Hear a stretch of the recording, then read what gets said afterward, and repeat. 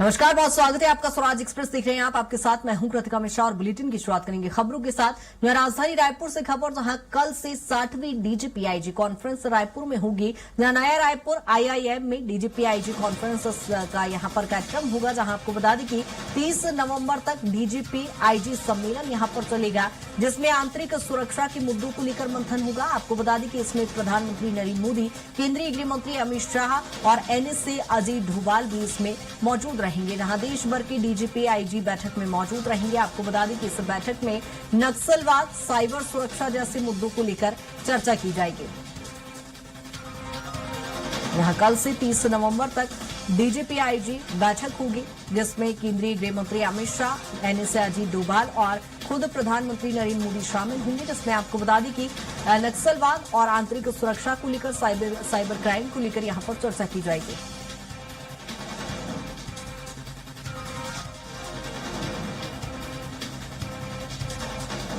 30 नवंबर तक ये कॉन्फ्रेंस चलेगी। आपको बता दें कि कल से इस कॉन्फ्रेंस की शुरुआत होगी और आपको बता दें कि इसमें देश भर के डीजीपी और आईजी जुड़ेंगे, जिसके साथ ही केंद्रीय गृह मंत्री अमित शाह, प्रधानमंत्री नरेंद्र मोदी और एनएसए अजय डोभाल भी इसमें मौजूद रहेंगे। और आपको बता दें कि इस बैठक में खासतौर पर आंतरिक सुरक्षा, नक्सलवाद और साइबर क्राइम को लेकर चर्चा की जाएगी। और ज्यादा जानकारी के साथ राहुल हमारे साथ जुड़ गए हैं। राहुल, क्या कुछ तैयारियां देखी जा रही है? कल से डीजीपी आईजी कॉन्फ्रेंस जो शुरू होगी, उसको लेकर क्या कुछ तैयारियां?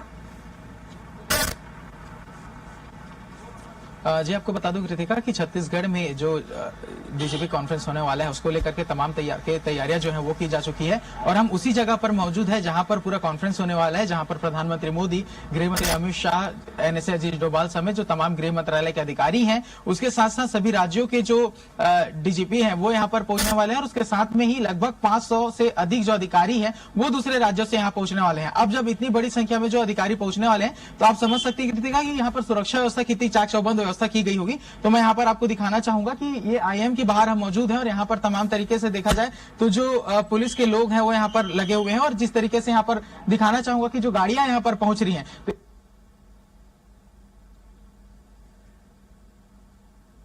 तमाम जो गाड़ियां पहुंच रही हैं उसका पूर्ण रूप से जांच किया जा रहा है। अंदर में जो लोग सवार हैं उनसे पूरी तरीके से पूछताछ की जा रही है और उसके बाद ही अंदर जाने की अनुमति दी जा रही है।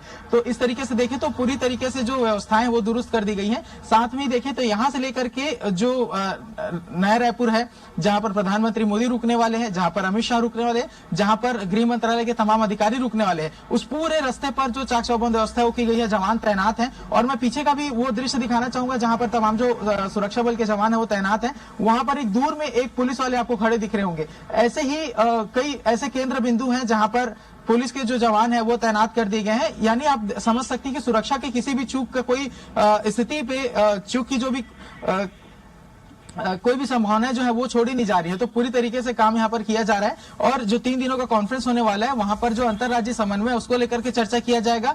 जो साइबर यूनिट है, साइबर जो क्राइम होता है उसके खिलाफ किस तरीके से कार्रवाई की जा सकती है, इसके लिए साइबर यूनिट की जो विशेष बैठक है वो की जाएगी। नक्सलवाद संबंधी जो जानकारी है उस पर चर्चा की जाएगी। साथ ही आंतरिक सुरक्षा को लेकर के किस तरीके से राज्यों के बीच सामंजस्य किया जा सकता है, क्या कुछ कितना प्रशासन को कितना कड़ा होना पड़ेगा और क्या कुछ व्यवस्थाएं की जाएंगी, इस पर भी जो पूरी तरीके से चर्चा है वो होने वाली है। यानी कुल मिलाकर देखा जाए तो ये जो 3 दिवसीय कार्यक्रम है, इसके माध्यम से देशव्यापी जो सुरक्षा, आंतरिक सुरक्षा की व्यवस्था है उस पर चर्चा की जाएगी। तो पूरी तरीके से जो व्यवस्थाएं वो यहाँ पर कर दी गई है और प्रधानमंत्री मोदी यहाँ पहुंचेंगे, गृह मंत्री पहुंचेंगे और सभी जो तमाम अधिकारी हैं वो पहुंचेंगे। इसके साथ ही आपको बता दूं कृतिका कि राजधानी रायपुर में जो डॉक्टर रमन सिंह है, विधानसभा अध्यक्ष हैं, उनके घर में प्रधानमंत्री मोदी रुकने वाले हैं। जो अस्थायी पीएमओ का वहां पर जो निर्माण है वो किया गया है, जहां पर 5 बेडरूम बनाया गया है, एक लिविंग रूम है, एक ऑफिस है, ओएसडी के रुकने के लिए जगह है, सभी तरीके की व्यवस्थाएं की गई हैं। उसके साथ ही जो वित्त मंत्री ओपी चौधरी हैं, उनके यहाँ गृह मंत्री अमित शाह रहने वाले हैं। तो अस्थायी तौर पर गृह मंत्रालय का भी जो सेटअप है वहां पर किया गया है,